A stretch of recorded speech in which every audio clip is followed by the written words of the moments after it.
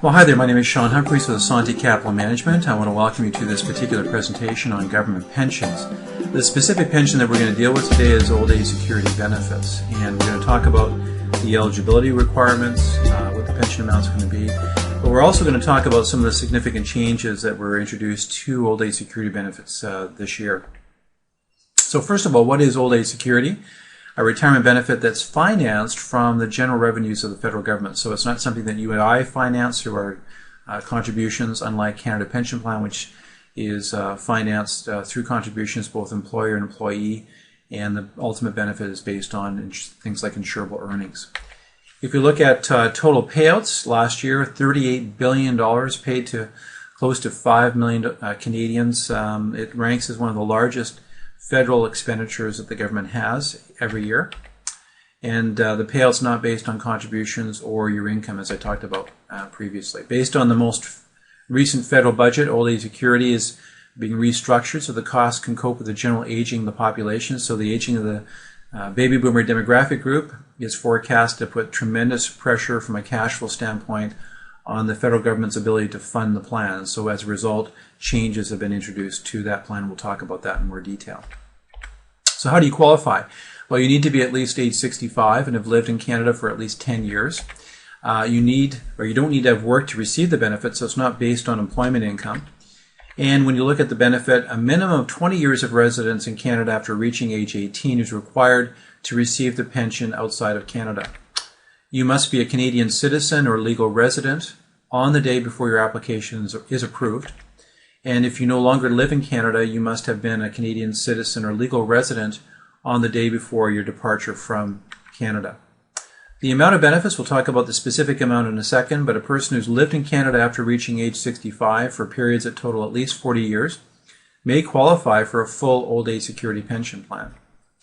A person who has not lived in Canada for 40 years after age 18 may still qualify for a full pension if, on July 1st, 1977, he or she is 25 years of age or over and, number one, lived in Canada on July 1st, 1977, or had lived in Canada before July 1st, 1977 after reaching age 18, or finally, possessed a valid immigration visa on July 1st, 1977. At the time of this presentation, in June 2012, the maximum old age security benefit was $540.12 per month.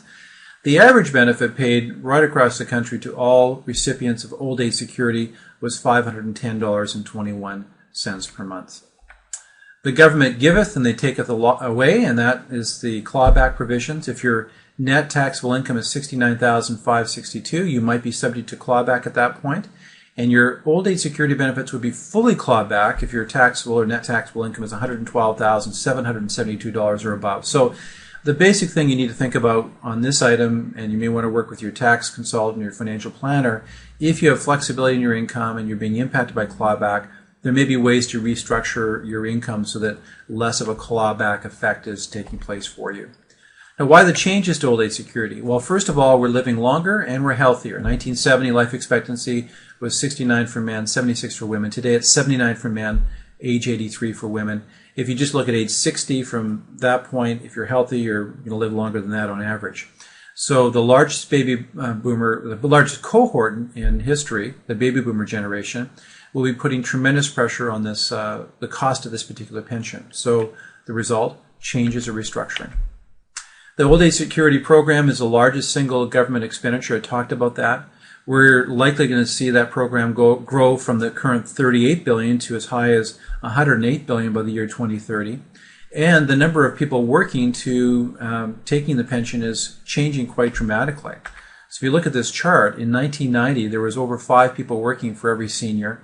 By the year 2020, that's going to be just above 3 people working per senior. And by the time we get to the year 2040, it's going to be basically just over 2 people working for every senior that's in the country. So clearly there's going to be pressure on the pension plan, and the restructuring was designed to sort of be proactive in terms of dealing with the funding and the costs down the road. So the changes to the benefits starting April 1st, 2023, the age of eligibility for old age security benefits will be gradually increased from 65 to 67, with full implementation by the year 2029. The proposed changes for eligibility will not affect anyone who currently receives the benefits. If you're already getting it, it's clear sailing for you. Anyone who's 54 years of age or older as of March 31st, 2012, or born on or before March 31st, 1958, so that time frame will not be affected by these changes. People born on or after February 1st, 1962 will be eligible for their old age security benefits, but that's starting at age 67. So for anyone born after that point, they're impacted fully by these changes. Now there is a transition period. So if you look at this chart, if you're born in 1958, January, you'll get the benefit at age 65. If you go down the chart to birth periods between April and May of anyone born in 1958, it's 65 years of age plus 1 month. By December, it's 65 plus 5 months before you can receive the benefit. If I go to 1960, if you're born in January, it's age 65 plus 11 months. And if you look at August to September, at age 66 plus 3 months. The deferral transition period continues until anyone born in 1962. In January, 66 years of age and 11 months. And from that point after that, it's age 67 in terms of when the benefit starts. Well, that really is a summary of the changes to old age security, the eligibility requirements, and what the benefit is. If you want more information about government pensions, or probably more importantly, if you'd like to take a look at your retirement game plan, we'd be pleased to do that for you. We have a sophisticated computer modeling program and service that allows us to take all the different parts of your retirement planning, your investment accounts, your pensions, your employer-sponsored pension programs, and integrate it into that one model to show you where you're tracking for retirement. We'd be pleased to talk about that with you. We can be reached at 204, area code 204-977-8049. My email is shumphreys@asante.com. And feel free to visit our website, www.seanhumphreys.com. There's other videos and white papers and information on retirement income planning, which you probably find very helpful. Thank you so much for taking the time to take in this presentation.